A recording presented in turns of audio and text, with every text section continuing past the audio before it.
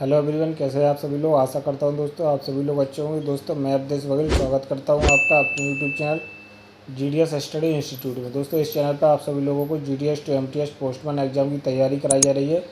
ठीक है ना फ्रेंड्स। तो आपने अगर अभी तक हमारे चैनल को सब्सक्राइब नहीं किया तो चैनल को सब्सक्राइब कर दें, लाइक कर दें और शेयर कर दें, क्योंकि आपके लाइक कमेंट और शेयर करने से हमें मोटिवेशन मिलता है तथा मैं आपको इसी प्रकार से डेली बेसिस पर वीडियो लेकर आता रहूँगा। तो दोस्तों आज हम बात करने वाले हैं पोस्ट ग्रेजुएट फर्स्ट के 50 मोस्ट इम्पोर्टेंट क्वेश्चन जो आपके एग्ज़ाम में पूछे जा सकते हैं। ठीक है दोस्तों, ये मैं आप सभी लोगों को ये पहली क्लास है। इसके अलावा मैं और भी जो भी मोस्ट इम्पोर्टेंट क्वेश्चन बनेंगे एमसीक्यू मैं आप सभी लोगों के लिए लेकर आऊँगा। ठीक है ना फ्रेंड।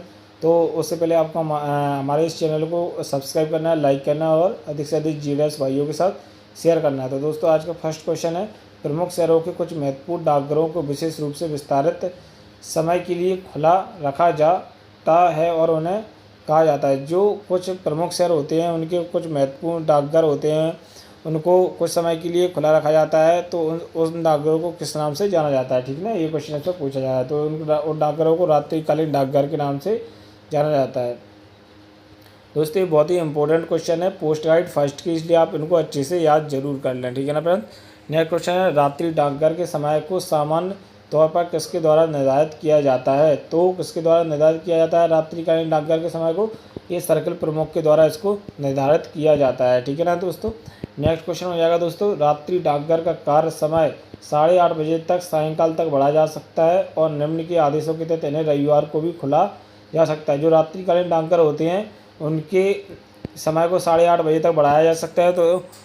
तो इसमें ये क्वेश्चन भी पूछा जा सकता है कि रात्रिकालीन डाकघर को समय को कितने सायंकाल में कितने बजे तक बढ़ाया जा सकता है। तो इसका आंसर हो जाएगा 8:30 बजे तक बढ़ाया जा सकता है। ठीक है ना। और इस प्रकार से भी क्वेश्चन आ सकता है कि रात्रिकालीन डाकघरों को क्या रविवार को खोला जा सकता है। तो इसका करेक्ट आंसर हो जाएगा जी हाँ, इसको रात्रिकालीन डाकघरों को खोला जा सकता है। ठीक है ना।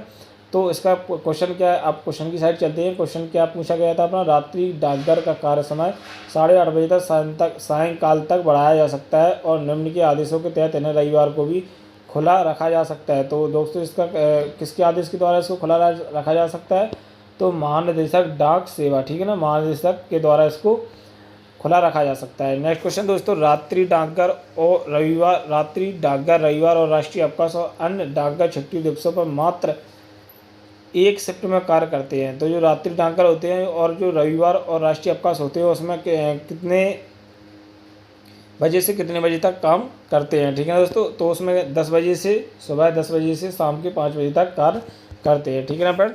रात्रि डाकघर रविवार और राष्ट्रीय अवकाश और अन्य अवकाश दिवसों पर क्या करते हैं। ठीक है ना, जो यह डिलीवरी कार और मेट्रो का भुगतान पूरी तरह से बंद रहता है। ठीक है ना। रात्रि डाकघर रविवार अवकाश और राष्ट्रीय अवकाशों पर डिलीवरी कार्य जो भी आर्टिकल का वितरण होना है वो वितरण नहीं होगा। ठीक है ना। और जो कोई भी आपकी मेट्रो का भुगतान होना है तो वो भी पूरी तरह से बंद रहेगा। ठीक है ना फ्रेंड्स। नेक्स्ट क्वेश्चन है, डाकघर के कार्य समय के दौरान संदर्भ और पूछताछ डाक टिकटों और लेखन सामग्री की बिक्री के लिए कितने समय निर्धारित है। ठीक है ना। जो डाकघर होते हैं उसके समय में मतलब पूछताछ के लिए या डाक टिकट खरीदने के लिए कितने से कितने समय आप डाक टिकट खरीद सकते हैं और पूछताछ कर सकते हैं। तो वह डाकघर का समय होता है 10 से 5। ठीक है ना। उस समय में आप कभी भी लेखन सामग्री और बिक्री के कार्य कर सकते हैं। ठीक है ना समय। फ्रैंक आर्टिकल के मूल्य के अनुसार अलग बंडलों में सुरक्षित बीपी पोस्ट ऑफिस काउंटर पर दी जाएगी और लाइसेंसी के प्रतिनिधि लाइसेंसी की पहचान हेतु देता है। जो फ्रैंक आर्टिकल होते हैं, जो फ्रैंकिंग मशीन के द्वारा उन आर्टिकल को फ्रैंक किया जाता है, तो उनको बंडलों को सुरक्षित रखने के लिए पीओ काउंटर पर दी जाएगी और लाइसेंसी के प्रतिनिधि लाइसेंसी की पहचान हेतु आप क्या देते हैं, तो वह विंडो डिलीवरी टिकट देते हैं जो उन्हें पहले से प्रोवाइड कराया जाता है। ठीक है ना दोस्तों, ये आंसर इसका करेक्ट हो जाएगा। दोस्तों इसी प्रकार के आपको क्वेश्चन पूछे जाएंगे, आपको सेम टू सेम क्वेश्चन देखने को मिल जाएंगे एमटीएस में और पोस्टमैन में। ठीक है ना। और कई बार तो पीएमई भी इस प्रकार के क्वेश्चन आपको सेम टू सेम देखने को मिल जाएंगे। ठीक है ना दोस्तों। तो दोस्तों आपको इस चैनल को अधिक से अधिक जीडीएस भाइयों के साथ शेयर करना है और इस चैनल को लाइक ज़रूर करना है दोस्तों, क्योंकि आपके लाइक करने से हमें मोटिवेशन मिलता है तथा मैं आपको इसी प्रकार से डेली बेसिस पर वीडियो बनाकर लाता रहूँगा। ठीक है ना फ्रेंड्स। दिन की क्वेश्चन नंबर 8 है, दिन की फ्रैंक मशीन फ्रैंक आर्टिकल की अंतिम डिस्पैच सहित निर्धारण प्रपत्र में पोस्टिंग कार्यालय में प्रस्तुत की जानी चाहिए, जो विधिवत भरा होगा, हस्ताक्षरित हो, उस पर तारीख हो। तो वो उसको किस नाम से जानते हैं? Daily docket. ठीक है ना।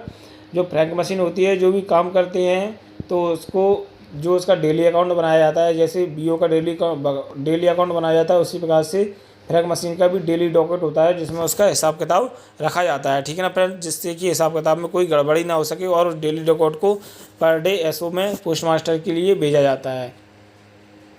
क्वेश्चन नंबर 9 है, फ्रैंक आर्टिकल पर फ्रैंकिंग राशि की सीमा कितनी होती है? तो फ्रैंकिंग आर्टिकल में फ्रैंक राशि की सीमा कितनी भी राशि की अनुमति होगी। ठीक है ना दोस्तों। फ्रैंक मशीन वह मशीन होती है दोस्तों जो जिसमें पहले से ही रिचार्ज रहता है, जिसके द्वारा वह जो व्यक्ति होता है वह उस रिचार्ज से उस आर्टिकल को फ्रैंक कर सकता है। ठीक है ना। लेटर बॉक्स में डाली गई मशीन फ्रैंक आर्टिकल को समझा जाएगा। जो कोई लेटर बॉक्स में अगर कोई फ्रैंक आर्टिकल डाल दिया जाता है तो उसको क्या समझाया जाएगा? तो उसको भुगतान ना की गई समझा जाएगा, तो उसका भुगतान नहीं हुआ है यह समझा जाएगा। ठीक है ना फ्रेंड्स। नेक्स्ट क्वेश्चन है, पिछली तारीख की मोहर वाली गैर पंजीकृत फ्रैंक आर्टिकल को क्या किया जाएगा? ठीक है ना। जो पिछली तारीख की मोहर वाली गैर पंजीकृत फ्रैंक आर्टिकल है उसके साथ क्या किया जाएगा? स्वीकृत नहीं किया जाना चाहिए, तो उसको स्वीकार नहीं किया जाएगा जो पिछली तारीख में फ्रैंक की गई आर्टिकल है। ठीक है ना। फ्रैंकिंग मशीन की मरम्मत प्राधिकृत आपूर्तिकर्ता द्वारा की जाएगी। तो जो फ्रैंकिंग मशीन की मरम्मत होती है वो प्राधिकृत आपूर्तिकर्ता द्वारा कहाँ पर की जाएगी? तो वह डाकघर कार्यालय के परिसरों में ही की जाएगी। ठीक है दोस्तों। कभी कभी फ्रैंकिंग मशीन की मरम्मत अगर सफिशिएंट स्पेस है, जो आपूर्ति करता है उसको यहाँ पे सफिशिएंट स्पेस है, तो वह पोस्ट ऑफिस के किसी कर्मचारी के समक्ष भी उसकी मरम्मत करवा सकता है। ठीक है ना फ्रेंड्स। लेकिन उसके लिए पोस्ट मास्टर से अनुमति लेना अनिवार्य होगा। कौन सा डाकघर फ्रैंकन मशीन को मरम्मत हेतु इसे भेजने से पहले लाइसेंस डाई को हटाने, यहाँ पे डाई लग गया है दोस्तों, लेकिन उसका सही है लाइसेंस डाई है, इसका डाई को हटाने के लिए प्राधिकृत है वह डाकघर जहाँ डेली डॉकेट रजिस्टर का रख रखाव किया जाता हो। तो इसमें दोस्तों क्वेश्चन में पूछा जा रहा है कि वह कौन सा डाकघर है जो मशीन की मरम्मत हेतु पहले से लाइसेंस डाई को हटाने के लिए बाध्य है, या जो लाइसेंस हटाने का प्रमुख डाकघर है। तो वह कौन सा डाकघर हो जाएगा? वह डाकघर जहाँ से डेली डॉकेट रजिस्टर का रख रखाव किया जाता है, तो वह उप डाकघर हो जाएगा जहाँ पर डेली डॉकेट का रख रखाव किया जाता है। ठीक है ना फ्रेंड्स। नेक्स्ट क्वेश्चन है दोस्तों, फ्रैंक मोहरों सहित कट आउट लेबलों का उपयोग किन पोस्टल आर्टिकल पर नहीं किया जा सकता है? तो दोस्तों इसका करेक्ट आंसर हो जाएगा बीमाकृत पत्र। ठीक है ना फ्रेंड्स। बीमाकृत पत्र पर नहीं किया जा सकता है फ्रैंक आर्टिकल मोहरों का लेबल का कटआउट बीमाकृत पत्र पर नहीं किया जा सकता है, तो यह इसका बिल्कुल करेक्ट आंसर हो जाएगा। नेक्स्ट क्वेश्चन की साइड चलते हैं दोस्तों। जहां बीमाकृत और रजिस्टर आर्टिकल के संबंध में रिकॉल के लिए आवेदन किया जाता है, इसके साथ उस डाकघर द्वारा प्रदान की गई प्रति साथ हो, तो वह कौन सी प्रति होनी चाहिए? मूल प्रति होना चाहिए। ठीक है ना फ्रेंड। नेक्स्ट क्वेश्चन है दोस्तों, जब पते के परिवर्तन हेतु अनुरोध के बाद हवाई पोस्टल आर्टिकल को पुनः भेजा जाता है तो अनिवार्य हवाई अधिभार किस से वसूला जाएगा? जब पते के परिवर्तन मतलब कि जब जो पता भेज दिया गया हो या उस पते को परिवर्तित करना हो, कहीं दूसरी जगह भेजना हो, तो उसके पते को परिवर्तित करने के लिए दोस्तों उस आर्टिकल को अगर दोबारा अनुरोध करते हैं भेजने के लिए, तो उस आर्टिकल का जो भार होगा वह किसके द्वारा वसूला जाएगा? जो प्राप्तकर्ता होगा उसके द्वारा उस आर्टिकल को भार उसके द्वारा वसूला जाएगा, ना कि पोस्ट ऑफिस के द्वारा उसका भार का शुल्क दे होगा। ठीक है ना फ्रेंड्स। नेक्स्ट क्वेश्चन है दोस्तों, यदि पताधारी और एजेंट नोटिस के देने की तारीख से 7 दिन के भीतर डाकघर से पार्सल की डिलीवरी नहीं ले पाते हैं तो इस पार्सल को उक्त अवधि की समाप्ति पर समझा जाएगा। मतलब कि यहाँ पे पूछा जा रहा है कि यदि कोई पताधारी या कोई एजेंट नोटिस देने के बाद भी उसको 7 दिन के भीतर उस पार्सल को नहीं छुड़ा पाता है या उस पार्सल को लेने नहीं आता है, तो उस पार्सल को क्या समझा जाएगा? ठीक है ना। तो दावा ना की गई और निपटान ना की गई, उसका दावा नहीं किया गया ना ही निपटान किया गया और उसको रिटर्न टू सेंडर कर दिया जाएगा, प्रेषक की ओर वापस कर दिया जाएगा। ठीक है ना फ्रेंड्स। यदि 2 अथवा अधिक पार्सल एक ही दिन एक पार्टी को डिलीवरी के लिए प्राप्त होते हैं जिनका कुल वजन 10 किलोग्राम से अधिक है परंतु प्रत्येक पार्सल का अपना वजन 10 किलोग्राम से कम होता है तो ऐसे पार्सलों को डिलीवरी के लिए भेजना पड़ेगा। मतलब कि यदि 2 पार्सल हैं, मान लो 2 पार्सल किसी व्यक्ति के आए हैं और वो डिलीवरी के लिए प्राप्त होते हैं, ठीक है ना, जिनका कुल वजन 10 किलोग्राम है, दोनों का वजन 10 किलोग्राम है, परंतु प्रत्येक पार्सल का अपना वजन 10 किलोग्राम से कम है। मतलब कि एक पार्सल है उसका वजन 10 किलोग्राम से कम है तो इन पार्सलों को किसके द्वारा भेजा जाएगा, तो इस पार्सल को पोस्टमैन के द्वारा भेजा जाएगा। दोस्तों एग्जामिनर आपसे क्वेश्चन बहुत ही घुमा के पूछता है, इसलिए आपको पहले आप प्रश्न को अच्छी तरीके से समझें और उसके बाद ही आप आंसर दें, ना कि कोई हड़बड़ी या गड़बड़ी में आप कोई आंसर ना दें जिससे कि आपका आंसर गलत हो जाए तथा एक एक प्रश्न आपके लिए बहुत ही इम्पोर्टेंट हो जाता है सिलेक्शन लेने के लिए। जैसा कि आप सभी लोग देख रहे हैं इस समय में आप सभी लोगों की 98 के समथिंग लोगों के नंबर आ रहे हैं। कभी कभी तो अभी राजस्थान सर्कल में 100 नंबर आए थे एक GDS के, ठीक है ना। तो इस प्रकार से आपको तैयारी करनी है कि आपका सिलेक्शन बहुत ही अच्छे से हो, ठीक है ना फ्रेंड। ऐसा पार्सल जिसका वजन 10 किलोग्राम से अधिक हो उसे उसके प्रेषक द्वारा 5 रुपये की अतिरिक्त राशि के पूर्व भुगतान पर पताधारी के परिसरों में किस के रूप में डिलीवरी की जाएगी। तो इसका करेक्ट आंसर हो जाएगा डाक टिकटों अथवा उसके बराबर के मूल्य की लाइसेंस फ्रैंकिंग मशीन के फ्रैंक मोहर के द्वारा उसकी डिलीवरी की जाएगी, ठीक है ना फ्रेंड्स। इसका ये आंसर हो जाएगा।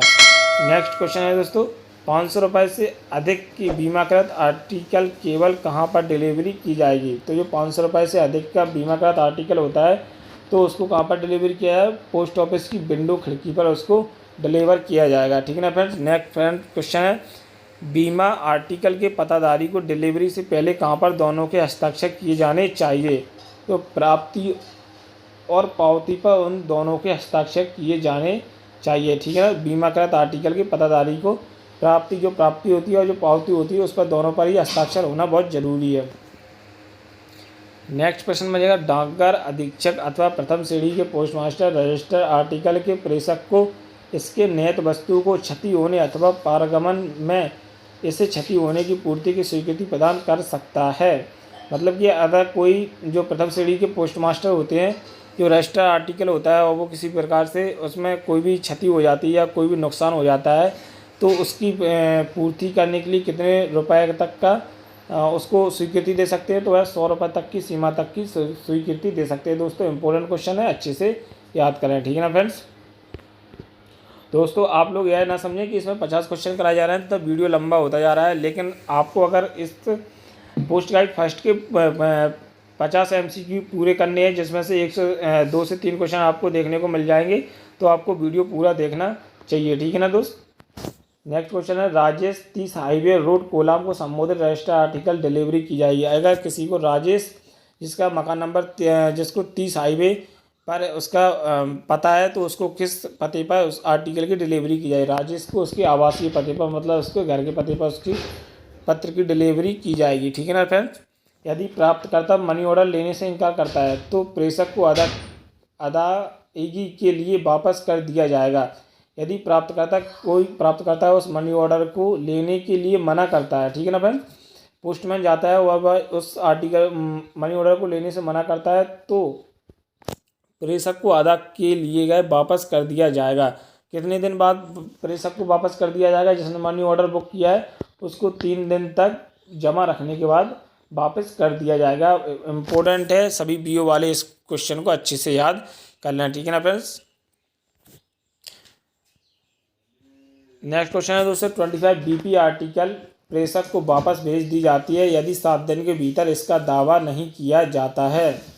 जो BP आर्टिकल होती है जो उसको 7 दिन के बाद वापस भेज दिया जाता है अगर उसका दावा नहीं किया जाएगा, ठीक है ना दोस्तों। पहले क्या हो कौन सी तारीख के वापस भेज दिया जाएगा? सूचना की तारीख से, ठीक है ना। पर जो सूचना दी जाएगा पोस्टमैन के द्वारा उसकी तारीख से 7 दिन के भीतर अगर दावा नहीं किया जाता है तो उसको वापस भेज दिया जाएगा।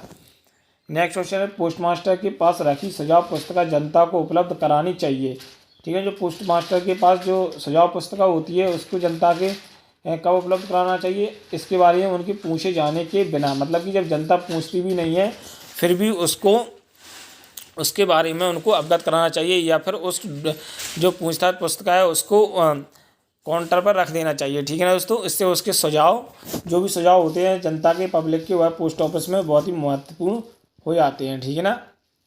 एक मित्र द्वारा निजी पत्र अपने तरीके से उन लोगों तक पहुंचाया गया है जिन्हें वह पत्र संबोधित किया गया था। पोस्टमास्टर को जब यह बात पता चले तो क्या वह पोस्टमास्टर डाकघर अधिनियम के तहत कार्रवाई कर सकता है? तो दोस्तों इसका करेक्ट आंसर होगा यह पोस्ट ऑफिस के एक अधिकार से इस विशेष अधिकार के दायरे से बाहर है। यह पोस्ट ऑफिस के अधिकार से बाहर हो जाता है। ठीक है फ्रेंड्स। नेक्स्ट क्वेश्चन है, क्या भारतीय पीओ को डाक प्रेषण के दौरान आर्टिकल किसी भी पोस्टल आर्टिकल के नुकसान के मामले में सभी जिम्मेदारियों से कानून द्वारा छूट दी गई है? तो दोस्तों इसका करेक्ट आंसर हो जाएगा, अगर किसी पोस्ट ऑफिस को किसी डाक के दौरान किसी भी आर्टिकल को नुकसान हो जाता है तो उसको किसी भी मामले में सभी जिम्मेदारियों से छूट मिलती है। तो दोस्तों इसका करेक्ट आंसर हो जाएगा जी हाँ, क्योंकि जो डाक होती है वो प्रेषक के द्वारा भेजी जाती है और प्रेषक के द्वारा ही उस डाक को जो जिम्मेदारी होगी वो प्रेषक की होगी, क्योंकि वह अगर अच्छे से उसको कवर नहीं करेगा तो उसमें टूट फूट हो जाती है कभी कभार। ठीक है ना फ्रेंड्स। नेक्स्ट क्वेश्चन है दोस्तों 29। पोस्ट ऑफिस में लगभग 4.5 किलोग्राम का एक पार्सल लाया गया हो और काउंटर पीए अनवर ने इसे पंजीकृत किया और प्राप्त किया, क्या यह सही है? तो दोस्तों इसका करेक्ट आंसर हो जाएगा जी हाँ, या क्योंकि 5 किलोग्राम तक पीए काउंटर उस पार्सल को भेज सकता है। ठीक है ना दोस्तों, 5 केजी तक इसको भेज सकता है, 5 केजी तक। तो दोस्तों इसका करेक्ट आंसर क्या हो जाएगा? पंजीकृत अनिवार्य है, सही है। इसका 30 क्वेश्चन हो जाएगा दोस्तों, एक बीमाकृत पत्र काउंटर में प्रस्तुत किया गया है और प्रेषक चाहता है कि इसे पंजीकृत नहीं किया जाना चाहिए, क्या यह अनिवार्य है? तो पंजीकृत होना बिल्कुल अनिवार्य है फ्रेंड्स, इसका करेक्ट आंसर यह हो जाएगा। नेक्स्ट क्वेश्चन है दोस्तों, एक दुकानदार ने एक बीपी आर्टिकल डाकियों को सौंपी। डाकिए ने प्रेषण के लिए इसे मेल ब्रांच को सौंप दिया कि कोई पंजीकरण की आवश्यकता नहीं है, इस आर्टिकल का क्या किया जाना चाहिए? मतलब कि कोई दुकानदार है, उसने एक बीपी आर्टिकल को डाकिए को दे दिया, भेजने के लिए दे दिया। मेल ब्रांच को उस डाकिए ने मेल ब्रांच को उस आर्टिकल को सौंप दिया, कोई पंजीकरण की आवश्यकता नहीं है, इस आर्टिकल के साथ क्या किया जाना चाहिए? तो बुकिंग के लिए पंजीकरण काउंटर को सौंप देना चाहिए। ठीक है ना, मेल ब्रांच में जाकर उसको बुकिंग जो बुकिंग होती है, बुकिंग काउंटर, वहाँ पर उसको बुकिंग करानी चाहिए। ठीक है ना फ्रेंड्स, इसका करेक्ट आंसर हो जाएगा बुकिंग के लिए पंजीकरण काउंटर को सौंप देना चाहिए। नेक्स्ट क्वेश्चन है, यदि किसी आर्टिकल पर स्पीड पोस्ट आर्टिकल लिखा हो और वह लेटर बॉक्स में मिलती है तो उसे, मतलब कि यदि कोई स्पीड पोस्ट आर्टिकल है और किसी ने स्पीड पोस्ट आर्टिकल को जो पोस्ट बॉक्स होता है अगर उसमें लेटर बॉक्स होता है, लेटर बॉक्स में अगर डाल देता है तो उसको क्या समझा जाएगा? तो पोस्ट ऑफिस के लिए स्पीड पोस्ट काउंटर को सौंप दिया जाना चाहिए। तो जो पोस्ट ऑफिस का स्पीड पोस्ट काउंटर होता है तो उसको वह आर्टिकल को सौंप देना चाहिए जिससे कि उसका सही तरीके से वितरण हो सके। नेक्स्ट क्वेश्चन है दोस्तों, काउंटर पीए ने एक व्यक्ति से 600 और एक बीमाकृत आर्टिकल स्वीकार किए जो डाकघर के पूर्व भुगतान के लिए सर्कल कार्यालय द्वारा अधिकृत था। डाक शुल्क के नगद पूर्व भुगतान की सुविधा है। तो इसका करेक्ट आंसर हो जाएगा बीमाकृत आर्टिकल के लिए उपलब्ध नहीं है। ठीक है ना फ्रेंड्स, इसका यह करेक्ट आंसर हो जाएगा। नेक्स्ट क्वेश्चन है दोस्तों, प्रकाशक ने प्रेषण के लिए मेल शाखा में पत्रिकाओं का एक बंडल पोस्ट किया। मेल पीए के सत्यापन पाया गया कि वह 45 दिनों के अंतराल का प्रकाशन है। पंजीकृत अखबार की पोस्टिंग की शर्त है, मतलब कि प्रकाशक ने प्रेषण के लिए मेल शाखा में पत्रिकाओं का एक बंडल उसने भेजा है और पीए के द्वारा यह सत्यापित होता है कि यह आर्टिकल तो 45 दिनों से रखा हुआ है। ठीक है ना, यह 45 दिनों के अंतराल का प्रकाशन है। तो वह उसको क्या शर्त बनती है कि पंजीकृत अखबार की पोस्टिंग की शर्त क्या बनती है, यह पूछा जा रहा है इस प्रश्न में। ठीक है ना, तो इसकी क्या शर्त बनेगी? 31 दिनों से अधिक नहीं के अंतराल पर प्रकाशित नहीं किया जाना चाहिए। मतलब कि यह 45 दिन नहीं बल्कि 31 दिन के अंतराल में ही पंजीकृत अखबार की पोस्टिंग की शर्त है। ठीक है ना फ्रेंड, इसका यह करेक्ट आंसर हो जाएगा। नेक्स्ट है, व्यावसायिक उत्तर सेवा एक ऐसी सुविधा है जिसके तहत कोई व्यक्ति अपने ग्राहक से उत्तर प्राप्त कर सकता है। उसे बिना डाक के भुगतान के ऐसे उत्तर प्राप्त हो सकते हैं। तो इसका करेक्ट आंसर क्या हो जाएगा? व्यवसाय उत्तर कार्ड। ठीक है ना फ्रेंड्स, इसका यह करेक्ट आंसर हो जाएगा व्यवसाय उत्तर कार्ड। नेक्स्ट क्वेश्चन की साइड चलते हैं दोस्तों। डाकघर रजिस्टर आर्टिकल के नुकसान के लिए जिम्मेदार नहीं है, लेकिन नुकसान की भरपाई अधिकतम तक की जा सकती है। मतलब कि जो अपन ने ऊपर क्वेश्चन किए थे दोस्तों, उसमें से यह क्वेश्चन है कि अगर कोई आर्टिकल का नुकसान हो जाता है तो उसके कितने रुपए तक की भरपाई की जा सकती है। तो 100 रुपये तक की भरपाई पोस्ट ऑफिस कर सकता है, ठीक है ना। नेक्स्ट क्वेश्चन है दोस्तों, डिलीवरी के लिए प्राप्त बीपी आर्टिकल पर निम्न के रूप में विलम्ब शुल्क लिया जा सकता है यदि सूचना अवधि समाप्त होने के बाद आर्टिकल को डाकघर में रखा जाता है। तो डिलीवरी के लिए प्राप्त बीपी आर्टिकल निम्न में से रूप में शुल्क लिया जा सकता है। किसके रूप में शुल्क लिया जा सकता है? डाक टिकट के रूप में शुल्क लिया जा सकता है, ठीक है ना फ्रेंड्स। इसका करेक्ट आंसर हो जाएगा डाक टिकट। नेक्स्ट क्वेश्चन है दोस्तों, आर्टिकल के प्रेषण को काउंटर से पोस्ट करने के लिए प्रमाण पत्र लेने की आवश्यकता होती है और आर्टिकल को फॉर्म के साथ प्रस्तुत किया जाता है। काउंटर सहायक को चाहिए इसे मना करे, ठीक है दोस्तों। इसका करेक्ट आंसर क्या हो जाएगा? इसको मना करे, क्योंकि उसको आवश्यकता होती है दोस्तों प्रमाण पत्र लेने की। अगर वह प्रमाण पत्र नहीं होता है तो उसको वह मना कर सकता है कि आप जब तक प्रमाण पत्र नहीं लाएंगे तब तक आपकी कोई भी जो आर्टिकल है उसको प्रेषण नहीं किया जाएगा, ठीक है ना भाई। डाकिये ने गलत प्राप्त कर्ता को मनी ऑर्डर का भुगतान कर दिया था। डाकिये को कोशिश करनी चाहिए, अगर कोई डाकिया या कोई पोस्टमैन किसी भी प्रकार से कोई भी मनी ऑर्डर होता है उसको अगर गलत तरीके से भुगतान हो जाता है तो वह उसके लिए क्या उसके द्वारा क्या किया जाना चाहिए या क्या कोशिश करनी चाहिए। तो उसको कोशिश करनी चाहिए राशि वसूल करने की और उसे यूसीआर में जमा करने की, ठीक है ना फ्रेंड्स। जो भी राशि होती है उस राशि को वह डाकिया अपने स्तर पर वसूल करे और उसे यूसीआर में जमा कराए, यह इसका करेक्ट आंसर हो जाएगा, ठीक है ना फ्रेंड्स। दोस्तों यह बहुत ही मोस्ट इंपॉर्टेंट क्वेश्चन है, मैं आप सभी लोगों को करा रहा हूँ। वीडियो जरूर लंबा हो रहा है लेकिन वीडियो को पूरा जरूर देखेंगे तो आपके कम से कम 3 से 4 क्वेश्चन एक ही वीडियो में हो जाएंगे, ठीक है ना फ्रेंड्स। और जो भी आपके पोस्ट गाइड फर्स्ट के MCQ बनेंगे, जितने भी MCQ बनेंगे मैं आप सभी लोगों को 50-50 MCQ लेकर आता रहूँगा। इसलिए आपको अगर हमारे चैनल से आपको थोड़ा भी लाभ मिलता है तो चैनल को लाइक, कमेंट और शेयर जरूर किया करें दोस्तों। आपको सिर्फ GDS भाइयों के साथ ही शेयर करना है, अपने किसी फैमिली मेम्बर या किसी भी दोस्त के साथ शेयर नहीं करना है। सिर्फ आपको अपने GDS भाइयों के साथ ही इस वीडियो को शेयर करना है। नेक्स्ट क्वेश्चन है दोस्तों, डाकघर पर्यटक जनप्रतिनिधियों को पहचान पत्र जारी करता है। ये जारी किए जाते हैं केवल साक्षर व्यक्तियों के लिए।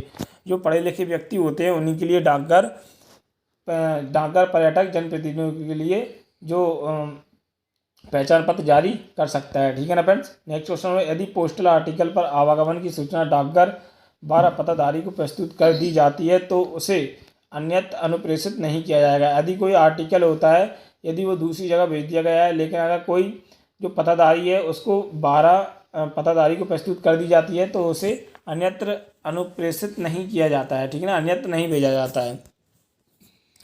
नेक्स्ट क्वेश्चन है दोस्तों, प्रेषक ने पोस्टमास्टर से पारगमन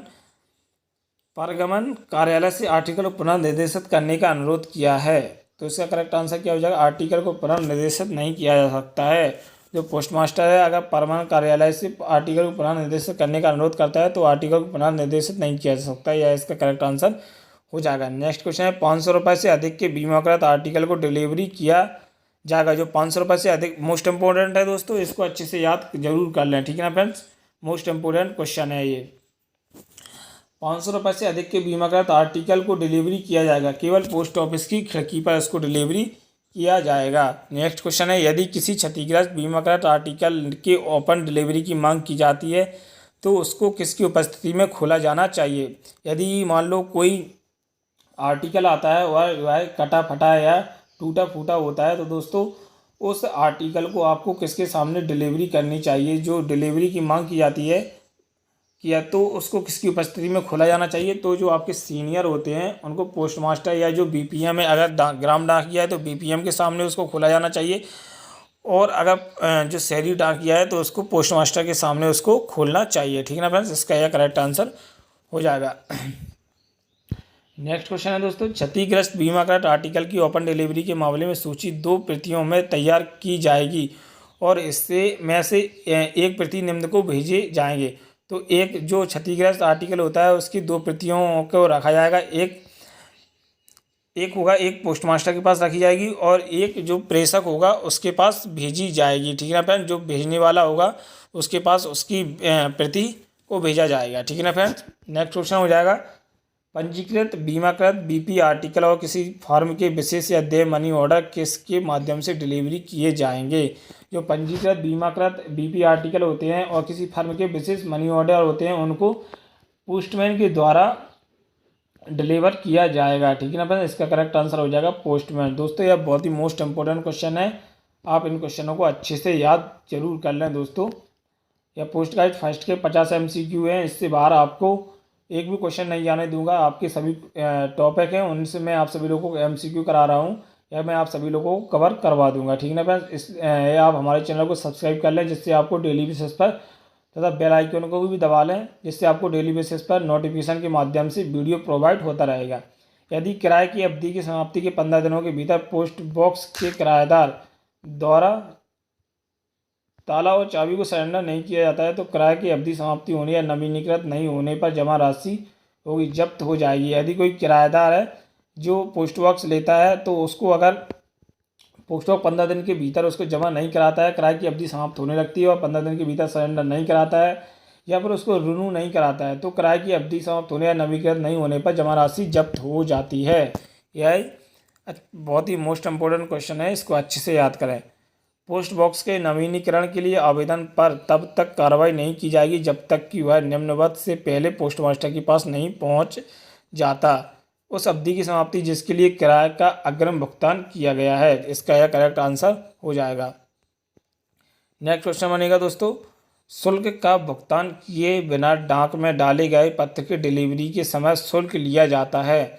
तो जो शुल्क का भुगतान होता है किए डाक में डाले गए पत्र की डिलीवरी के समय क्या किया जाता है, इसका डाक शुल्क से दोगुना लिया जाता है। जो डाक शुल्क होता है उससे दोगुना लिया जाएगा। नेक्स्ट क्वेश्चन है दोस्तों और आज का आखिरी क्वेश्चन है, शुल्क का भुगतान किए बिना डाक में डाले गए पत्र की डिलीवरी के समय डाक शुल्क न्यूनतम के दोगुना लिया जाता है। कितना दोगुना लिया जाता है? 1 रुपया का। ठीक है ना फ्रेंड्स, इसका करेक्ट आंसर हो जाएगा 1 रुपया। तो दोस्तों आशा करता हूँ आपको आज का वीडियो बहुत ही अच्छा लगा हो। अगर वीडियो अच्छा लगा हो तो वीडियो को लाइक ज़रूर करें, कमेंट जरूर करें और शेयर ज़रूर करें। अगर आपको किसी भी प्रकार की कोई भी परेशानी होती है दोस्तों तो आप हमारे नीचे दिए कमेंट बॉक्स में कमेंट करके हमसे पूछ सकते हैं या फिर आप हमारे जो व्हाट्सएप नंबर है 8959397220 उस नंबर पर आप मुझे व्हाट्सएप मैसेज के माध्यम से भी इस के बारे में कोई भी जानकारी आपको प्राप्त करनी हो तो आप हमसे पूछ सकते हैं। मैं आपको दोस्तों डेली बेसिस पर इसी प्रकार की वीडियो लाता रहूँगा। उससे आपको अगर हमारा एक छोटा सा काम करना है दोस्तों, आपको बस वीडियो को लाइक करना है, शेयर करना है और शेयर भी आपको उन्हीं लोगों के साथ करना है जो या तो GDS हो या फिर भारतीय डाक विभाग में काम कर रहे हो। ठीक है ना दोस्तों, और जो तैयारी करना चाह रहे हो। ठीक है ना दोस्तों, ये पोस्ट गाइड फर्स्ट की पहली क्लास थी जो 50 MCQ में आप सभी लोगों के लिए लेकर आया था।